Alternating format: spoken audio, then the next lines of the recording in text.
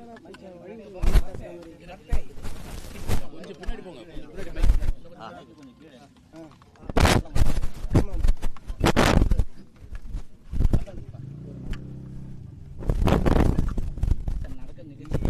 இது இன்னைக்கு இல்லை நிகழ்ச்சி வந்து 27/11/2024 கார்த்திகை 12ஆம் தேதி எங்கள் ஆண்டுதோறும் நாங்கள் நடத்துகிற இதுதான் இந்த மாவீரர் நாளுக்கு ஒரு மாபெரும் பொதுக்கூட்டம் நடத்தி எங்களுடைய மாவீர தெய்வங்களை நாங்கள் வந்து வழிபடுற ஒரு நாள் அது.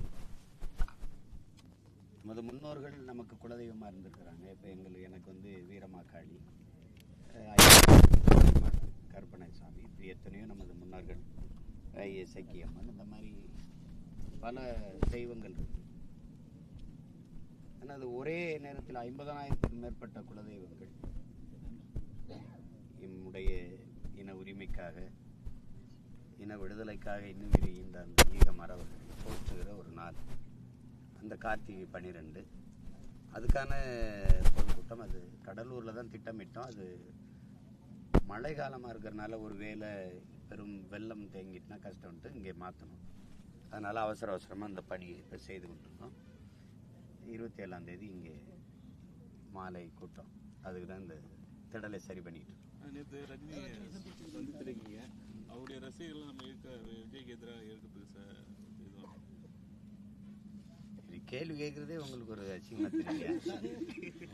நீங்கள் அப்படிலாம் பேசக்கூடாது. நாங்கள் அன்பான மரியாதையான சந்திப்பு, அவ்வளோதான். அதை போய் அவருக்கு எதிராக இவருக்கு எதிராக ஏன் அவ்வளவு சிறுமைப்படுத்தி ஒன்று நீ சிந்திக்கிறீங்க? அப்படிலாம் யோசிக்காதீங்க சார். இப்போ தஞ்சாவூரில் இந்த டீச்சர் படுகொலை, அதுக்குள்ள வந்து இந்த வழக்கறிஞர் வெட்டினது, அதை எப்படி பார்க்குறீங்க? இந்த மாதிரி நிகழ்வுகள் நான் பலமுறை சொல்லியிருக்கேன். ஒரு சமூகத்தினுடைய சிந்தனை என்பது வந்து சமூகத்தின் விளைச்சல் தான். இப்போ அந்த குற்றச்செயலை செய்தவர்கள் மட்டும் குற்றவாளிகள் இல்லை. இப்போ உதாரணமாக உங்களுக்கு ஒன்று சொல்கிறேன். ஒசூர் நீதிமன்றம், அந்த கிருஷ்ணகிரி அந்த நீதிமன்ற வாசலில் ஒரு வழக்கறிஞரை வெட்டுறாங்க. வெட்டியவர் மட்டும் குற்றவாளியா? சுற்றி அத்தனை பேர் நின்று வேடிக்கை பார்த்த எல்லாரும் குற்றவாளியா? அவங்களும் குற்றவாளி தானே. ஒரு 5 பேர் 10 பேர் சேர்ந்து மொத்தமாக போயிருந்தால் கூட அவர் ஓடி இருப்பார். ஒரு கல் எடுத்து தெரிஞ்சால் கூட அவர் அந்த இடத்த விட்டு அப்புறப்படுத்திருக்கலாம். அப்போ எதுவுமே செய்யாமல் வேடிக்கை பார்த்த ஒவ்வொருவரும் குற்றவாளி தானே. அப்படி தான் பார்க்கணும். அவர் மட்டும் கொலை முயற்சி செஞ்சவர் கொலையாளின்னு பார்க்கக்கூடாது. அந்த மாதிரி இருக்குது சமூகம். இப்போ இந்த குற்றச்செயலில் ஈடுபட்டவர்கள்லாம் நீங்கள் சோதிச்சு பார்த்தீங்கன்னா நிறைந்த போதையில் இருந்திருப்பாங்க. இப்போ அந்த விரும்பிய பெண்ணை திருமணம் பண்ணி தரலைன்னு போய் ஆசிரியை கொலை பண்ணியிருக்காரு. ஒரு சராசரி மனநிலையில் இருந்திருப்பார் நீங்கள் நினைக்கிறீங்களா? அப்போ இந்த மாதிரி சமூகமே குற்றச்சமூகமாக மாறிக்கொண்டு இருக்குதுங்கிறத பார்த்து நம்ம வெக்கப்படணும். அதை சரி பண்ண ஒவ்வொருத்தரும் யோசிக்கணும். அதை விட்டுட்டு அவரை மட்டுமே ஒரு குற்றவாளின்னா, குற்றங்கள் நிகழ்வதற்கான காரணங்களை கண்டுபிடிச்சு அதை களைய முயற்சி பண்ணாமல் இருந்தால் அந்த நிறைய குற்றவாளிகள் பிரசவமாகிட்டு தான் இருப்பாங்க. அப்படி தான் பார்க்குறோம். நேற்று மட்டும் எத்தனை அங்கே ஆசிரியரை கொலை பண்ணுறாங்க, இங்கே வழக்கறிஞரை வெட்டுறாங்க, இன்னொன்று என்னது மாதிரி சுற்றுறாங்க. இந்த மாதிரி செயல்கள் தொடர்ச்சி நடந்தது. இப்போ யாருக்குமே பாதுகாப்பற்ற ஒரு சூழல். ஆனாலும் நீங்கள் கேட்குறீங்க ஒரு முறை சட்டம் ஒழுங்கு எப்படி இருக்குது அப்படின்ட்டு. சட்டம் ஒழுங்கு எப்படி இருக்குன்னு ஒவ்வொரு நாளும் அது இந்த நிகழ்வுகளை எடுத்துக்காட்டு. ரஜினி சாரோட சந்திப்பு எதன் அடிப்படையில் சார்? சொல்கிறேன். நான் ஏன் சந்தித்தேன், எத்தனை நேரம், எவ்வளோ நேரம் சந்திச்செல்லாம் நீங்கள் போட்டீங்க. நீங்களாம் ஒன்று போடுறீங்க. வேறு இதை என்ன சொல்கிறது சார்? அதானி சந்திச்சா 2 பேரும் என்ன பேசுவோம்? திரைப்படம் பேசுவோம், அரசியல் குறித்து பேசுவோம். அது பேசியிருப்போம்ல, அதுதான் செய்தி. அப்புறம் அதை எல்லாம் என்ன பேசணும்னு எல்லாத்தையும் சொன்னால் நீங்கள் நாங்கள் உங்கள் 2 பேரும் நாங்கள் 2 பேரும் உங்களுக்கு முன்னாடியே பேசிட்டு இருந்துருக்கலாமே. தனியாக சொல்லுங்கள். வேறு அதானி அமெரிக்கா குற்றச்சாட்டு பிடிவாரம் வச்சிருக்காரு. அதானியோட கூட்டு வச்சுட்டு இவங்களுக்கு ஒரு அழைப்பானை அனுப்புனா நல்லா இருக்கும். இவங்க தானே பேசுகிறாங்க. இவங்க எந்த அதானி எதிர்கட்சியாக இருக்கும்போது அதானியை பேசுனதை நீங்கள் பார்த்தீங்க. அதானியோட இவங்க எல்லாருக்கும் தொடர்பு இருக்குது. அவரோட சேர்ந்து எத்தனை இப்போ இந்த சூரிய ஒளிகள் மின்பூங்கா அமைக்கிறதெல்லாம் அவர் இதில் இவங்க 2 பேரும் சேர்ந்து தான் பண்ணுறாங்க. இல்லைன்னு மறுக்க முடியுமா? எப்படிப்பட்ட ஆட்சி? 22, 23 அந்த ஓராண்டில் மட்டும் இந்த நியாய விலை கடையில், அதாவது ரேஷன் கடையில் அரிசி மட்டும் 1900 கோடிக்கு வந்து என்ன சொல்றது, மூட்டையை ஏற்றி இறக்குறதுனால சிந்தி இருக்குன்றாங்க. ஓராண்டில் சிந்தனை தான் எடுத்து வித்து எல்லாரும். 1900 கோடி பெருமானம் உள்ள ஒரு அரிசி வந்து கீழே சிந்த விடுது அப்படின்னா ஏழை எளிய மக்களுக்கு எப்படி விநியோகம் பண்ணுது, அவங்களுடைய நலனை எப்படி சிந்திக்குது அரசு, எப்படி செயல்படுதுன்னு பாருங்க. உண்மையிலே சிந்திச்சா மனச்சான்று இருக்கிற யாராவது இதை நம்புறீங்களா? என்ன சொல்லுங்க, சாக்கு அரிசி சுமந்து வந்த சாக்கு அவ்வளோ ஓட்டையாவா இருக்கு? இல்லை ஆட்சி ஓட்டையா இருக்கு? அரிசி ஓட்டையா இருக்கா? ஆட்டை அள்ளி வித்து தின்னாச்சு. அது எதுக்கு ரேஷன் கடை வரைக்கும் கொண்டு போய் விற்கிறீங்க? இங்கேயே வித்துட்டு போயிட வேண்டியதானே. எப்படிப்பட்ட முறைன்னு பாருங்க. எதிர்கட்சியா இருக்கும்போது அதானியை குறை சொன்னாங்க. சரி, அதானி தமிழ்நாட்டுக்கு வந்தார்ல, உங்களெல்லாம் கேட்குறேன், யாரை சந்திச்சாருன்னு சொல்லுங்க. இந்தியாவின் மிக உயர்ந்த தொழிலதிபர், ஒரு பணக்காரர், உலக பணக்காரர் வரிசையில் இருக்கிற ஒருவர் தமிழ்நாட்டுக்கு வந்தார். யாரை சந்திச்சார்? ஏன் நீங்கள் எல்லாம் அதுக்கு அந்த செய்தியை போடவே இல்லை? யாரை சந்திச்சார், என்ன பேசுனாங்க? எதுவுமே இல்லையே. ஒரு மர்ம குகை மாதிரி வந்துட்டு போயிட்டு இருக்காரு.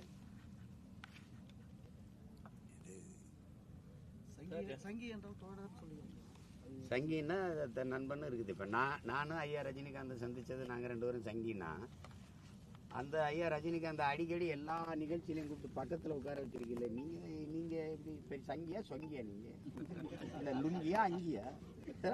இதெல்லாம் ஒரு கேள்வி யார்கிட்ட கேட்கறதுன்னு இருக்குல்ல. என்கிட்ட கேட்டான்னு அப்படி ஒரு கேள்வி கேட்பேன்ல. நான் அவரை சந்திச்சது, நாங்கள் 2 பேரும் சங்கி ஆயிட்டோம்னா ஒவ்வொரு நிகழ்ச்சியிலையும் அவரை கூப்பிட்டு பக்கத்தில் உட்கார வைக்கிறீங்களே, நீங்கள் இப்போ சங்கியா இல்லை ஜிங்கியா? அதுக்கு பேர் என்ன? இதெல்லாம் என்ன இது ஏதோ கேள்வி கேட்டு மடக்குறீங்களா? அதெல்லாம் ஏங்க இப்போ அது சார், இப்போ வடகிழக்கு பருவமழை நல்லா ஓரளவுக்கு பரவாயில்ல பெய்ஞ்சிட்டு வந்து விவசாயிகள் வந்து நெல் விதைப்பு பணியில் ஈடுபட்டிருக்காங்க. ஜீவன் சம்பான்னு சொல்லிட்டு ஒரு நெல் ரகம், நம்ம பாரம்பரிய நெல் ரகம் தான். அதனுடைய நெல் வந்து முளைப்பு தன்மை இல்லை. ஆனால் நம்ம மானியத்தில் நம்ம தோட்டக்கலை வேளாண்மை துறை தான் விவசாயிகளுக்கு விநியோகம் பண்ணுறாங்க. அது வந்து முளைப்பு தன்மை இல்லை. விவசாயிங்க போயிட்டு அதை முறையிடுறாங்க. நாங்கள் இனிமேல்ட்டு அதை கவர்மெண்ட்டுக்கு, அதை ஸ்டேட்டுக்கு எடுத்துகிட்டு போயிட்டு நாங்கள் திரும்ப சொல்கிறோம். அதனால விவசாயிகளுக்கு பெரிய பாதிப்பு தான். அந்த நாற்று பண்ணை அமைச்சு அதனால எங்களுக்கு என்ன பாதிப்பு? விவசாயிக்கு பாதிப்பு. அதனால எங்களுக்கு என்ன பாதிப்பு? ஆட்சியில் இருக்க எங்களுக்கு என்ன பாதிப்பு? எங்களுக்கு நீங்கள் மண்ணல்ல முடியல, மழை பெஞ்சு வெள்ளமா போச்சுன்னா பாதிப்பு. எங்களுக்கு அதெல்லாம் பாதிப்பு. இதுல என்ன பாதிப்பு இருக்கு எங்களுக்கு? விவசாயிகளுக்கு உங்களை மாதிரியான நபர்கள் நான் என்ன செய்யணும்? நான் என்ன போராடுறேன், பேசுறேன், அதை தினம்தான் பேசிட்டு இருக்கிறேன். அதுல அக்கறை கொண்டவர்கள், வேளாண் குடிமக்களினுடைய நல்வாழ்வு. விதை இருக்கா இந்தியாவில்? விதை இருக்கா? நம்ம பாரம்பரிய விதைகள், கத்திரிக்காய், வெண்டைக்காய், சுரக்காய், பூசணிக்காய் விதை வச்சிருக்கீங்களா? நெல் விதைகள் வச்சிருக்கீங்க? எல்லாம் சின்சாண்டோ மான்சாண்டோ நிறுவனத்துக்கிட்ட வித்துட்டீங்க. இப்போ போயிட்டு இவன்ட விதைன்னா, அவன் ஒரு தடவை தக்காளி வாங்கி விதைச்சிங்கன்னா முளைக்கும், காய்க்கும்.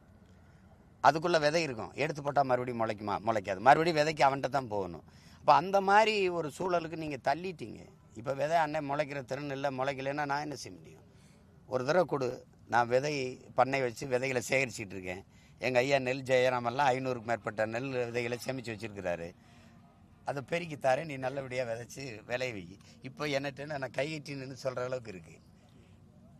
கை நீட்டி கட்டளை இட்டு அதை சரி செய்கிற நிலைமைக்கு என்னை ஆக்கு, அப்புறம் பேசு. உங்கள் தனித்து போட்டி இருந்துங்க. உங்கள் தலைமையில் வேறு யாருன்னா கட்சிகள் உங்கள் தலைமையில் வந்து செஞ்சால் அது கூட்டணியாக ஏற்றுக்குங்களா? எங்கள் தலைவன் பிரபாகரன் சொல்லுவோம். பக்கத்தில் யாராவது உட்கார்ந்துருப்பாங்களான்னு பாருங்க. சரியா?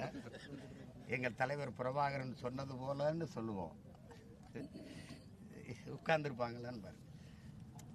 இது வந்து